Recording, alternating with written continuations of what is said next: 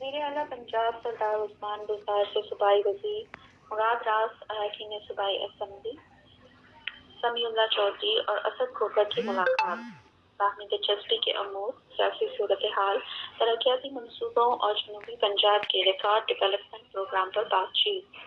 منتخب نمائندوں نے نئے مالی سال کے بجٹ کی منظوری پر وزیر اعلیٰ عثمان بزدار کو مبارکباد دی۔ وزیر اعلیٰ عثمان بزدار کی سمیع اللہ چودھری کو بہاولپور میں جنوبی پنجاب سیکریٹریٹ کا سنگ بنیاد رکھنے کے لیے انتظامات کو حتمی شکل دینے کی ہدایت۔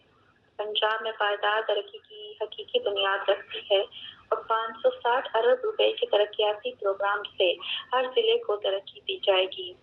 انہوں نے کہا، ماضی کی حکومت نے نمائشی منصوبوں پر صوبے کی قیمتی وسائل کو بے دردی سے ضائع کیا ہے۔ ماضی کی حکومت میں یہ نمائشی منصوبے کل بھی سفید ہاتھی تھے اور آج بھی سفید ہاتھی ہیں۔ انہوں نے کہا، سابق حکمرانوں نے جنوبی پنجاب کے وسائل پر ڈاکہ ڈال کر غیر منصفانہ اقدام کیا ہے۔ ہم نے جنوبی پنجاب کو نئی شناخت دی ہے اور ملتان کے بعد جلد ہی بہاولپور جنوبی پنجاب سیکریٹریٹ کا سنگ بنیاد رکھا جائے گا۔